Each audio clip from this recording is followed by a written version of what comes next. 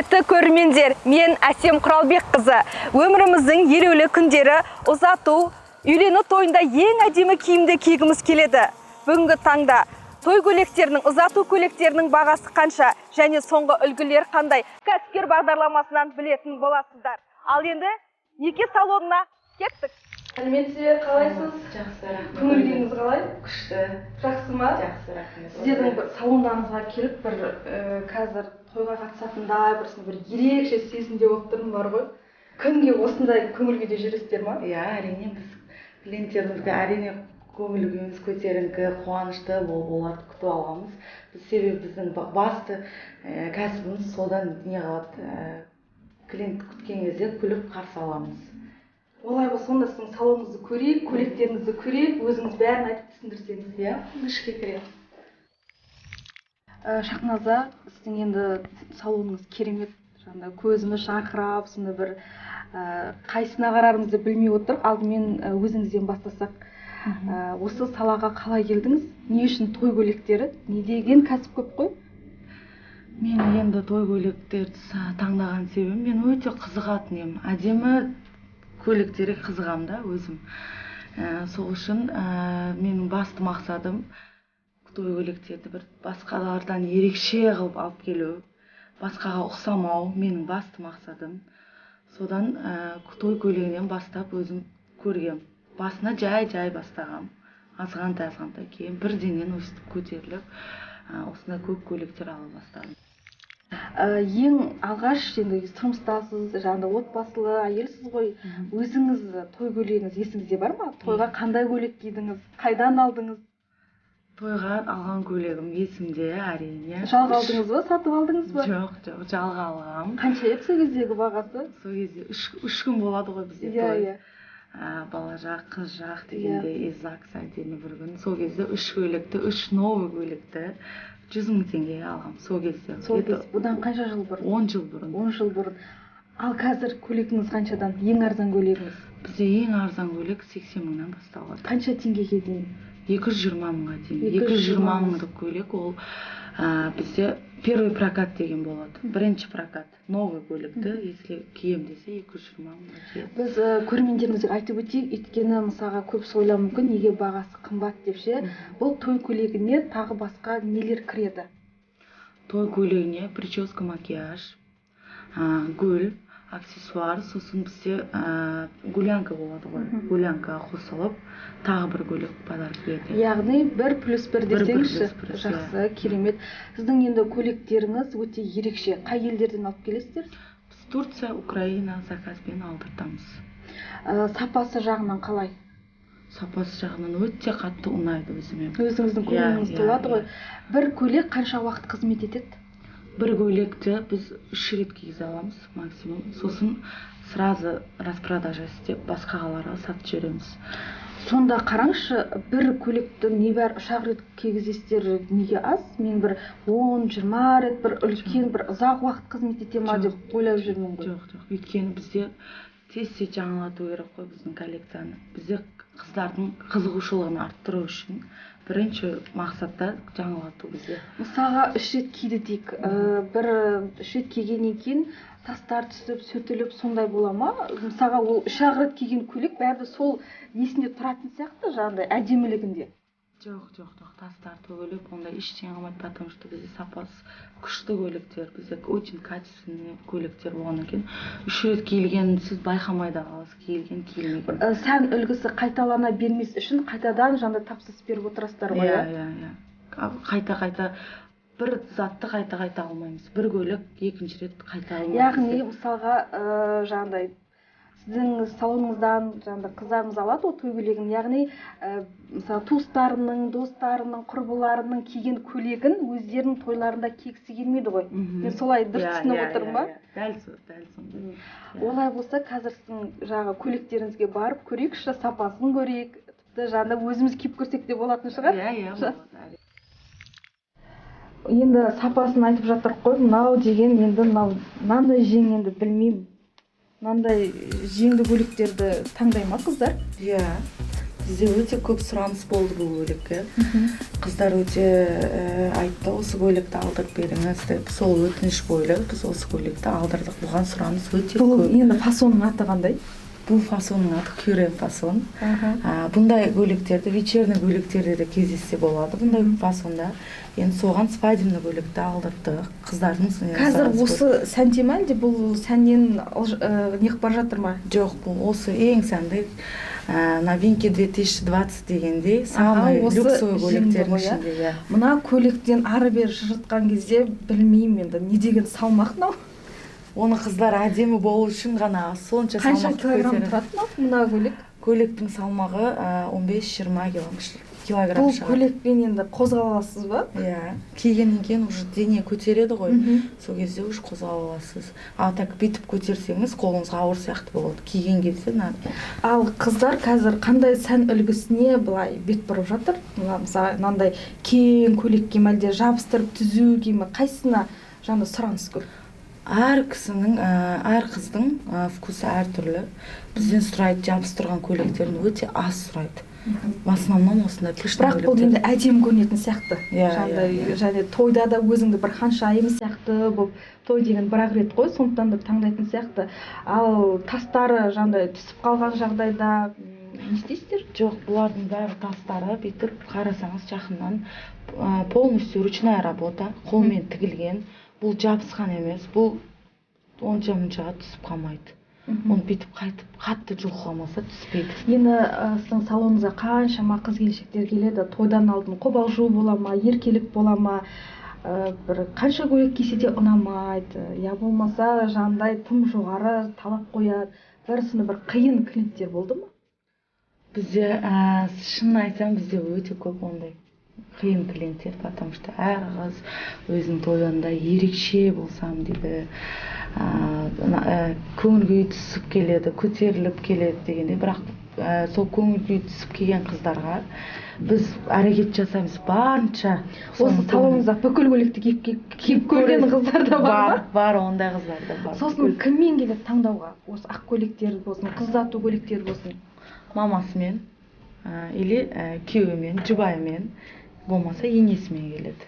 Бір топырлап келген кездер болды ма? Бәрі бір отбасымен бір топырлап келіп, әрқайсы әртүрлі совет беретіндер кездер болады. Осы той кезінде енді бәріміз асығыстаймыз, жаңа айтып отырық қой, қобалжимыз деп бір гүлді ұмытып, жаңағыдай аксессуарды ұмытып, фотоны ұмытып кеткен кездер бола ма? Иә, ондай көп болады бізде. Бізде шығып бара жатқан кезде қанша рет сұраймыз, ештеңе ұмытпадыңыз ба, бізде көп болады, ондай жағдай білеміз. Ол қыздар қобалжып, асығып, мына жерден шығып кетеді, сосын звондайды, бізге қалып кетті. Пожалуйста, келіп алыңыз. Егер уже уақытымыз кеш болса, уже есік жауып кеткен болсақ, стараться етем ашып алып беруге. Бұл мынау қазір прокаттан көйлегіңіз. Иә. Енді осы көйлекті алып, кешіктіріп, мысалға 3 күнге бересіздер ма? Қанша күнге бересіздер? Бізде егер Түркістанның өзіне алса, 1 күнге беріледі. Мысалы қанша сағат, мысалы кешке алып кетем әлде, таңертең алып кетем, кешке той болады мысалға 8-де деп айтайық. Бәрі осы жерден киіп шығып кетеді. Осы жерден киіп шығып кетеді, ертең таңертең 10-ға дейін әкеп беру керек. 11-ге дейін. 11-ге дейін әкеп беру керек. Ал егер де кешіктіріп, мысалға 11-де әкеп бермейді, 3-те әкеп бермейді, 6-та әкеп бермейді, мына көйлекке ертесіне уже клиент тұр. Ондай жағдай болды ма? Ондай жағдай болады. Ондай жағдайда біз өзіміз барып аламыз, үйіне барып аламыз ондай жағдай. Ондай жағдайлар көп болады. Тойдан айырып, бәрі адам шаршайды, ұмытып кетеді, сосын звондаймыз, біз қайта-қайта звондап алып келе алмаған жағдайда өзіміз. Жақсы, той көйлегін киді, алып келді, көрдіңіздер, мысалға айтайық тойда енді тамақ жеді, неше жағдай болады, сусындар, шырындар ішеді, қызыл дақ түседі, сары дақ түседі, ақ көйлектің көрінетін жерге. Ондай кезде не істейсіздер? Немесе жұртқа әкеп береді, ондайлар да болады. Тойда биледім дейді мысалға. Біз шығып бара жатқан кезде договор түземіз, договор жазамыз. Бізде ақ қызыл даққа ештеңе демейміз. Бізде май тимесе, жыртылмаса болды. Ондай кезде біз уже штраф басталады бізде. Штраф төлейді. Қанша теңгеден басталады? Максимум 10.000 теңгеден штраф. Сіздерде штрафтарыңыз арзан екен ғой, иә?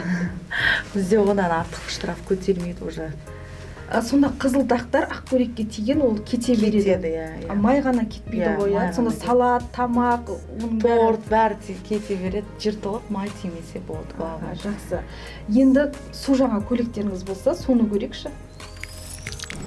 Мынау су жаңа көйлектеріңіздің бірі, өйткені сізде енді көйлек көп, көзімді жаңа қай жаққа қарасам ақ көйлек көріп жатырмын. Су жаңа көйлектерге де сұраныс бар ма? Иә, бізде өте көп сұраныс су жаңа көйлектерге. Қыздар ешкім кимеген көйлекті киім келеді деп сұрайды ғой, сондай қыздар. Және ол мысалға жақсы көйлекті алып кетті дейік, сосын бір-ақ рет киді ғой енді тойда. Қайта келіп сатып ал менен деп олай айтпай ма өзіңізге келіп? Жоқ. Сатып алған қыздар өздері оны как естелікке алып қояды ғой, иә, сол үшін алады. Бұл енді көйлектің фасоны қандай?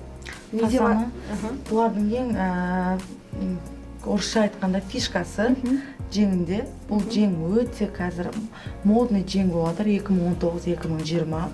Бұл жеңді көп сұраныс, көп, өте көп. Бұл рукава фонарик. Бұл енді әсіресе нәзік қыздарға жарасатын сияқты. Мысалға мен сияқты толық қыздарға енді қол бар, оны тағы былай көрсетсек, үш есе, екі есе үлкен болып кететін сияқты. Бір белі қылдай, сондай бір қолдары жіңішке, сондай күшті жарасады. Және бұл аппақ емес, кішкене бір сүт түсті дейміз ба, қалай? Қаймақ түсті, айвери цвет дейміз. Аппақ көйлекке бізде сұраныс жоқ. Ондай көйлекті сұрамайды. Бізден айвери көйлек әкелеміз в основном. Және менің бір байқағаным, сіздің көйлектеріңіз бәрі жабық. Иә. Жаңа алды жабық, мейлі тастар болған, мен анда бір тор жағы, матаз болғанның өзінде де бастан аяқ жабық. Мен өзім негізі ойлайтыным, бәрі бізде күйеулермен кеп көреді ғой. Сол кезде жабық болсын, тек қана сұраныстары жабық болсын дейді. Сол үшін тек қана жабық көйлектерді алып келуге әрекет жасаймыз. Бізде ашық көйлек жоқ. Ашық көйлектер. Орыстар қайтеді? Орыстарда жабық көйлек ала ма? Орыстарда жабық көйлек, жең ұзын көйлектер киеді орыстарда бізде. Жақсы, онда сіздің енді тағы бір көйлектеріңізді көрейік, өйткені ол көйлектерді көрсетпесем, жаңағыда ұйықтай алмай қаламын да, сондықтан да келесі көйлекке өтейік. Мына көйлегіңіз енді бастан аяқ жабық қой, енді мына көйлекте мойында көрінбейтін сияқты. Бізде бұндай көйлектерді хиджаб қыздар киеді, для покрытых девушек. Бұндай көйлекке де сұраныс көп.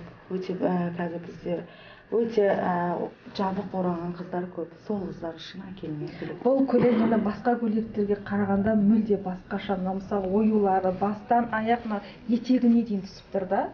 Жаңағыда мына қолдарында мысалы түймелері бар. Бұл енді көйлек менің ойымша оюмен ғана тартып тұрған сияқты. Иә, бұның ерекшелігі складкасында, пышный болғанда, сосын оюында, сосын стойкасында. Ең ерекше жерлері бұл көйлектің. Сонысымен әдемі. Бұл көйлектің енді бағасы прокатқа қоя бұл? Бұл қаншаға бересіз? Бұл көйлек новый көйлек. Бұл көйлектің первый прокаты 200 мың теңге. Ал үшінші рет алатын адамға? Үшінші рет алатын адамға 120-100 болады. Жақсы түседі екен ғой, иә? Иә, сразу түсіп кетеді бағасы. Бір рет келгеннен кейін бағасы жақсы түседі. 70-80 мың. Сосын сіздің ана сұхбат басында мына неңіз ұнап қалды бар ғой, жеңілдіңіз, бір көйлек алсаң тағы бір көйлек беріледі деп. Ол мысалға мақы бұл көйлекті алды, бұны кешкі жағы тойға киеді, ал екінші көйлекті. Бұл көйлекті алады, тойға киеді, екінші көйлекті гулянка киеді. Ол енді кішкене жеңілдеу болу керек шығар, мынандай ауыр көйлекпен. Удобный, жеңіл көйлекті береміз. Ол кішкене ашықтау ма, әлде ол да жабық па? Ол да жабық. Бізде ашық көйлек болмайды біздерде. Барлық көйлектеріңіз жабық. Жабық болғанда да енді әдемі, мысалы, енді той көйлегінің өзінің матасы да әдемі, тормен, мынандай әшекейлермен, тастармен. Сосын сіздерде енді инстаграмдарыңыз өте жақсы жұмыс істеп жатыр. Ол инстаграмдағы қыздар, мысалға, той көйлегін киген қыздар, ол қалай жалдайсыздар ма, ол қыздарды туыстарыңыз ба, әлде қызметкерлеріңіз ба? Жоқ, ол қыздарды жалдағанда біз қонақ ретінде шақырамыз. Ол Түркістанның қыздары емес. Бәсе өте әдемі. Біліп отырсаңыз, олар Шымкенттің қыздары, осы салада көп жұмыс істеген, тәжірибесі бар қыздарды шақырамыз біз.